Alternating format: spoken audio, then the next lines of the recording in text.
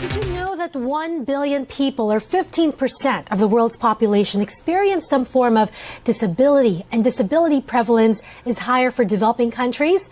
The World Bank says persons with disabilities are more likely to experience adverse socioeconomic outcomes such as less education, poorer health outcomes, lower levels of employment, and higher poverty rates.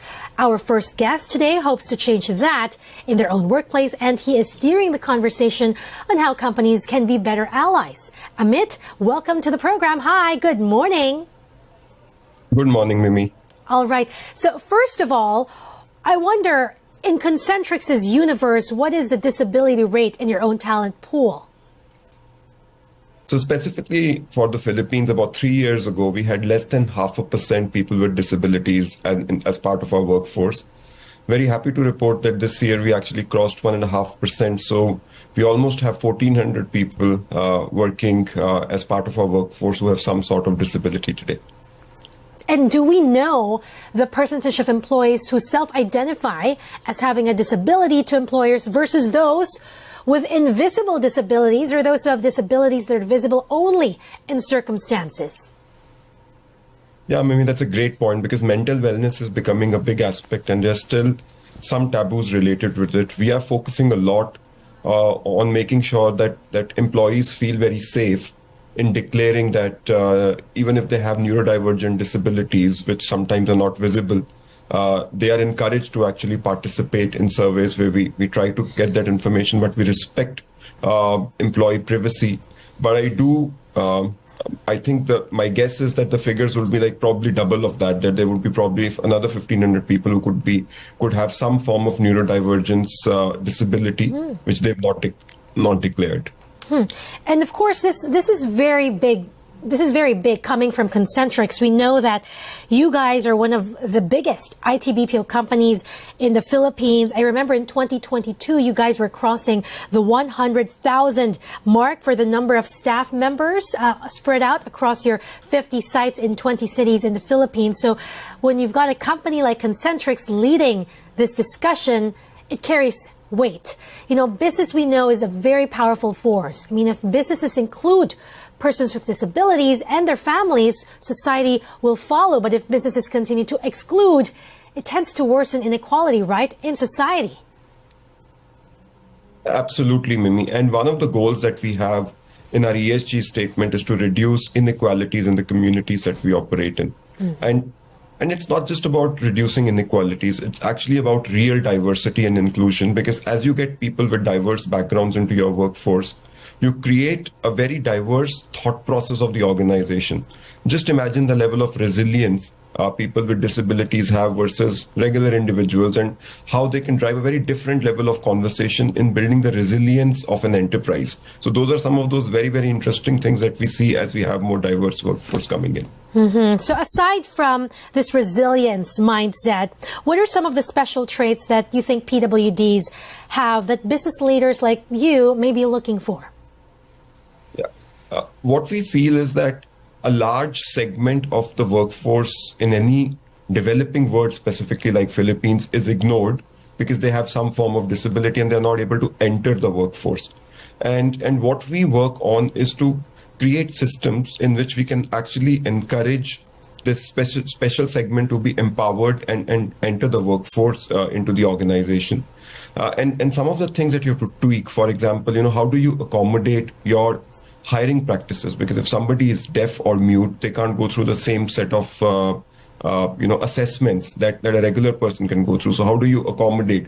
And accommodation can come through in the forms of looking like accommodation which is very soft, which is just changing your assessment, to hard accommodations where you have to look at the physical space in which people work in, or the desktop that they use, or the system that they use, or sometimes just sensitivity, that how do you sensitize your managers, how do you sensitize your recruiters to take through the process. And that's what I think changes the game.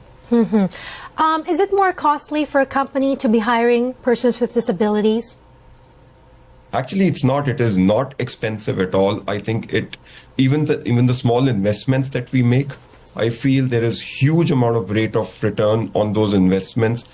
We recently had a forum with a lot of people coming in together and focusing on what kind of investments we should be making. And what we realized after doing that panel discussion is that it's not expensive. There's a lot of return on investments, and a lot of things are just thought process change rather than anything else. Thought process change. Really, it's the mindset of the people and the company. So you talk about the cost, which is not expensive. You talk about the benefit. We also often talk about the gender pay gap. Is there also such a thing as a disability pay gap? I mean, you said that you already crossed the 1.5% of your work pool as a person with disabilities, or 1,400. What else do we know about these people? Are they able to enter the company and graduate to managerial posts, for example? That's a great point, Mimi. And see, as I said, one part is getting this divergent workforce into your organization. The other part is how do you grow them? And I think the first step is to create a network. You work with NGOs, you work with special organizations who are focused on training people with disabilities, so that you start creating a pipeline. And the first step is to get them in.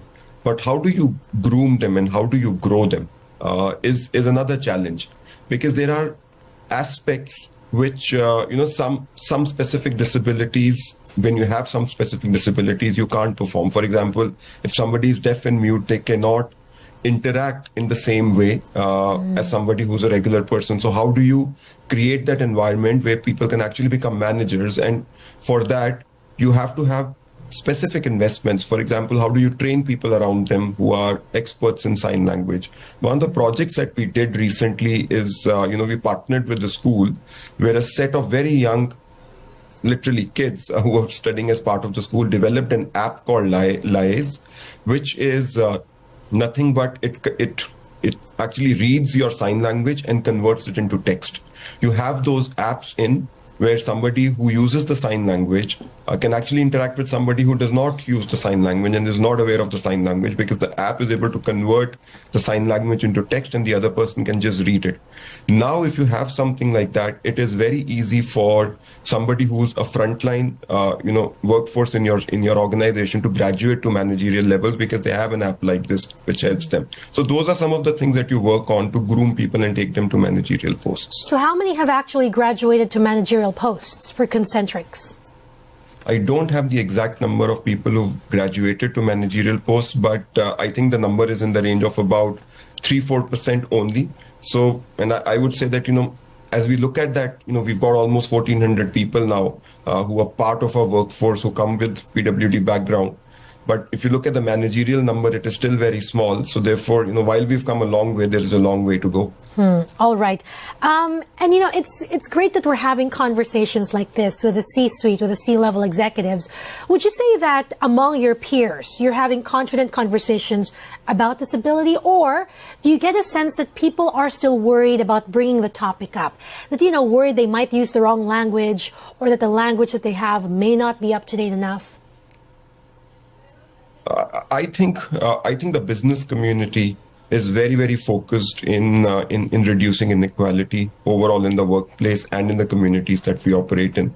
In a number of conversations in our industry bodies like IBPAP and CCAP, we see a clear direction coming in from my peers, our organization's peers, that, we have to focus more on getting a very diverse workforce. I don't think it is a taboo any longer. I think people understand that the investments are very inexpensive, and more importantly, there's a huge return on those investments. Plus, most of the publicly traded companies are now having a formal ESG strategy, and somewhere or the other, most organizations we are seeing are now graduating towards, hiring people with disabilities and from different socioeconomic backgrounds to reduce those inequalities in the society. Mm-hmm. Is there any help that you need from government to maybe better equip the persons with disabilities? You talk about collaborating with schools earlier. I wonder, because there's been a criticism that we don't have enough special education teachers in schools, for example. Absolutely, Mimi. I think that's a great point. And, the biggest help that we really need is how do we make sure that there is social infrastructure available as people come up and are groomed. Because see, businesses can create infrastructures which are very confined to within those business spaces. How do you create an infrastructure which is all encompassing for a country, which is not just about the big metros, but also about the regional sites, the provinces? How do you create that social infrastructure? And really at the grassroots, it is about schooling and education. How do you have more special schools? How do you have more, special teachers who are equipped to handle students? And it is not just about the tools and the training. It's about the sensitivity that you provide, because we still see that a lot of places don't have the right set of sensitivity levels that are needed to make sure that the grooming of such individuals is right. And when you really look at why the PWD segment is very important, not just as part of the workforce, but as consumers, if I may just share, Amit, this is a data from Bloomberg. They collated from the World Bank, I think. They were estimating that there are 1.3 or 1.5 billion people with disabilities all over the world.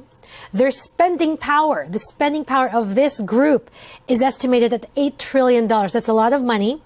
And there's really a big room for growth, because just 4% of businesses are focused on making inclusive offerings. That's as of 2021. So I guess my final question for you, Amit, is what is the inclusion agenda moving forward, you think? What is the next goalpost for companies like Concentrix and this inclusion discussion? Initially we started with goals like, how do we have more percentage of employees who are PWDs?